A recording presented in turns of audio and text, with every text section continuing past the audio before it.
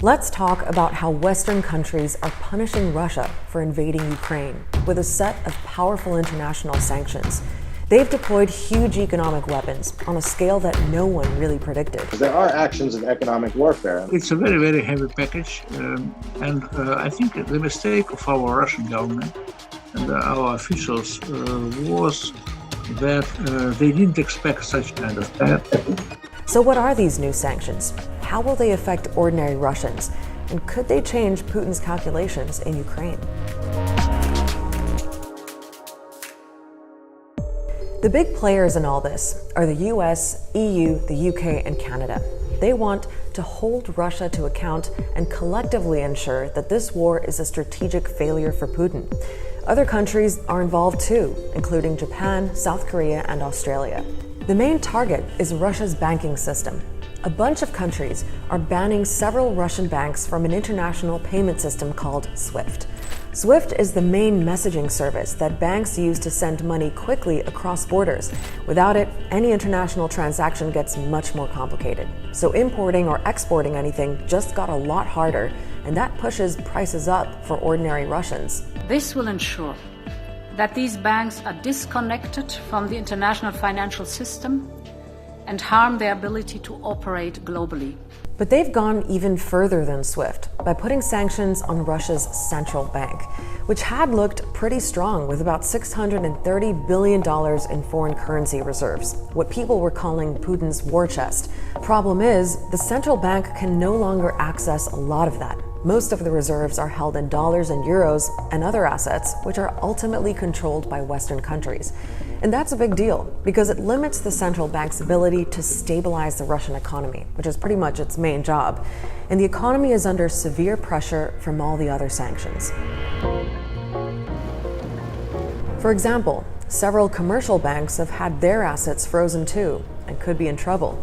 And this is exactly what the West is trying to do, to prevent the Russian central bank from deploying its international reserves in ways that undermine the impact of our sanctions.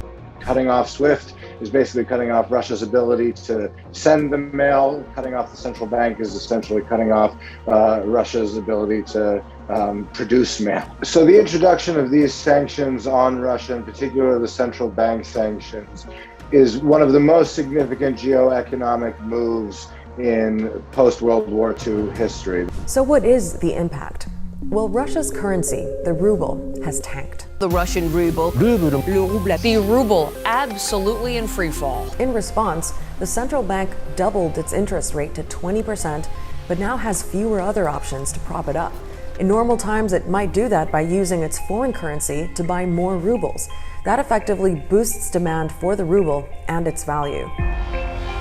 Prices for some things have already gone up, and there have been queues at cash machines as people try to withdraw their money. Все бегают от банкомата к банкомату, где что появляется, но кому-то везет, кому-то нет. Цены растут, разумеется. Накопления уменьшаются благополучно. Акции-то падают. It could lead to a big economic crisis, even a run on the banks. That's when people start to lose trust in the system and everyone tries to withdraw their money, and there's just not enough cash to go around. Again, that's usually where the central bank would step in and inject more money into the system. It can still do that easily enough with rubles because it can just print them, but it can't print dollars or euros if they start to run low. Now, Russia still might have a way to deal with all of this. It's still earning foreign currency from the sale of oil and gas, but the pressure is really on. And sanctions aren't just targeting the banking sector. Many EU countries have now shut out Russian planes from their airspace. The US, UK, and Japan are also stopping the sale of high-tech equipment to Russia. Putin himself and his foreign minister Sergei Lavrov have had their assets frozen by the US and EU. It's the first time they've been personally targeted. Dozens of super wealthy Russians with ties to the state or military are on sanctions lists too. So no more trips on their expensive yachts or private jets to the French Riviera, to Miami, New York, whatever. That is finished. The thinking is, if Russia's rich and powerful feel the sting badly enough, it will add to the pressure on Putin. But the sanctions, with their sweeping economic implications, will hurt ordinary Russians too. The kind of economic turbulence that we're going to see in ruble and in Russian banking sectors is going to be, in line with what we saw in the early 1990s when the Soviet financial system collapsed. All for a war that plenty of them don't want.